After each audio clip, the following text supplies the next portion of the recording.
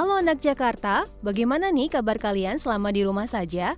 Nah, biar kalian tidak bosan, kita wisata virtual yuk bareng @Jakarta.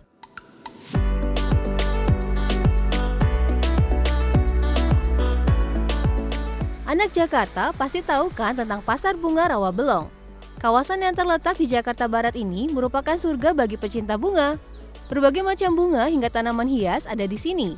Tak heran kalau banyak warga Jakarta dan sekitarnya datang ke Rawabelong demi berburu bunga. Tapi kalian tahu tidak sih fakta lain dari pasar bunga terbesar se-Asia Tenggara ini? Kira-kira apa ya? Ternyata konon katanya di sini tempat lahirnya sosok legendaris Jakarta, si Pitung.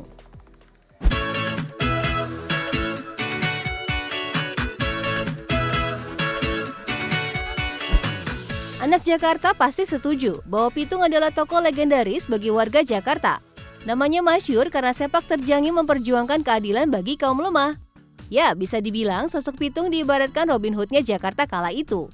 Keberaniannya digadang-gadang menginspirasi banyak orang, hingga kisahnya diangkat pertama kali ke layar perak pada tahun 1931 oleh Wong Bersaudara, pembuat film masa pra-kemerdekaan. Lantas, siapa sih si Pitung? Kisah si Pitung lebih banyak dituturkan dari mulut ke mulut, hingga terbentuk banyak versi anak Jakarta. Berbagai sumber mengatakan, Pitung adalah Salihun yang lahir sekitar tahun 1864 di Desa Pengungben, Rawabelong, Jakarta Barat. Salihun merupakan anak bungsu dari 4 bersaudara dari pasangan Bang Piun dan Mbak Pina.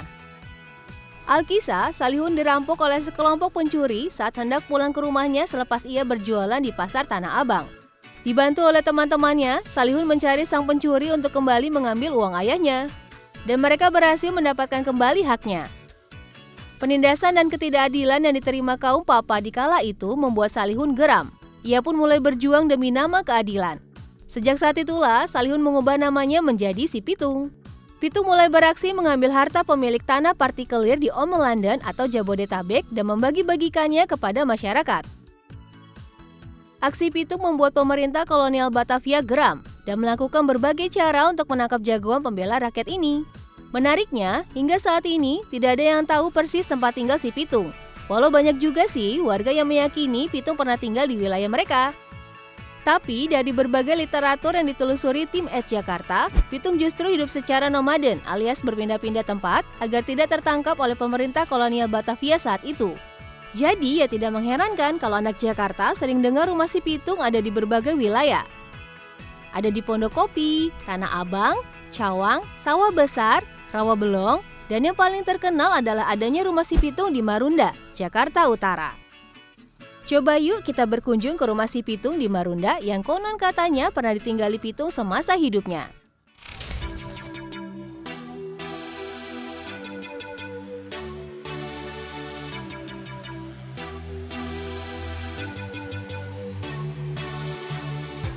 Untuk sampai di rumah si Pitung, anak Jakarta harus menuju wilayah Marunda, Cilincing, Jakarta Utara. Ini dia, rumah panggung kayu jati kokoh yang usianya lebih dari 1 abad sudah menyambut kita. Apa betul Pitung pernah tinggal di sini?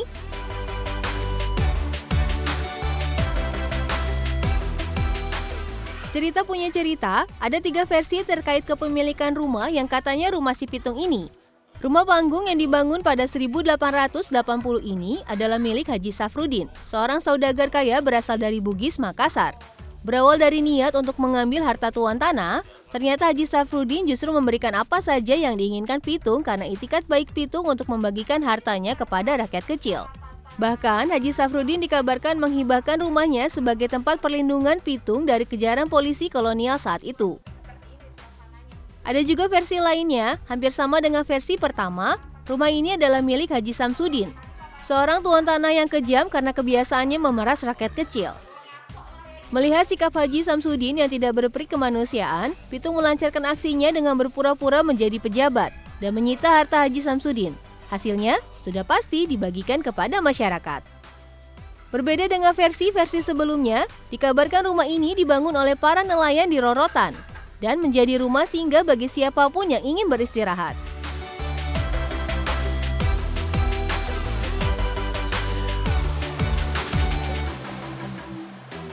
Rumah panggung sepanjang 15 meter, lebar 5 meter, dengan tinggi 2 meter ini kini dikelola oleh Museum Kebaharian demi menjaga ikon perjuangan masyarakat Betawi pada zaman kolonial. Agar tidak terkikis zaman, rumah si Pitung telah mengalami beberapa kali renovasi, terutama bagian pondasinya akibat seringnya terendam banjirop, namun tidak mengubah bentuk aslinya. Anak Jakarta, dari cerita yang beredar, Pitung memulai aksinya saat ia berusia 19 tahun. Bersama teman-temannya, antara lain Ji, Jebul, dan Rais. Pitung menyambangi rumah-rumah tuan tanah dan membagikan harta benda mereka kepada rakyat kecil. Tapi ada juga yang mengatakan hasil rampokan Pitung disumbangkan ke masjid yang ada di Batavia saat itu. Antara lain Masjid Luar Batang dan Masjid Kebon Jeruk.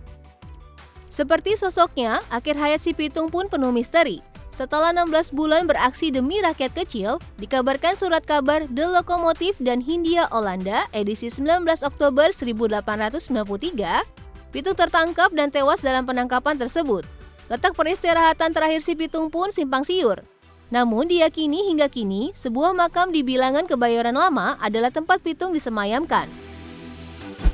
Legenda Pitung ternyata tidak hanya melekat pada Salihun saja loh anak Jakarta. Menurut pitutur yang diterima Babe Idin, seorang budayawan Betawi, secara turun-temurun ada juga kisah Pitung yang erat dengan Pituan Pitulung. Pituan berarti pendekar, sedangkan Pitulung punya arti penolong. Jadi saat itu ada beberapa sosok pendekar yang memang berjuang untuk rakyat. Mereka membela hak rakyat kecil pada masa pemerintah kolonial Batavia. Sosok-sosok inilah yang disebut si Pitung. Kelompok ini dengan tegas menolak dan menggugat kebijakan-kebijakan kolonial yang selalu memojokkan masyarakat asli pada masa itu. Ketidakadilan dalam ekonomi, budaya, bahkan hukum menjadi fokus utama kelompok Pituan Pitulung. Kabarnya, ada 7 orang yang tergabung dalam kelompok Pituan Pitulung ini, dan salah satunya adalah Salihun yang lahir di Rawabelong. Jadi, tidaklah aneh jika sosok Pitung ini terkesan tinggal di berbagai tempat, begitu pula dengan lokasi peristirahatan terakhirnya.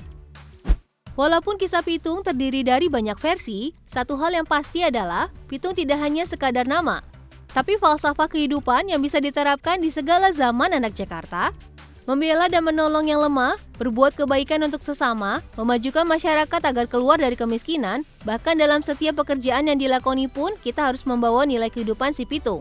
Jadi, apakah anak Jakarta sudah siap untuk jadi si Pitung masa kini?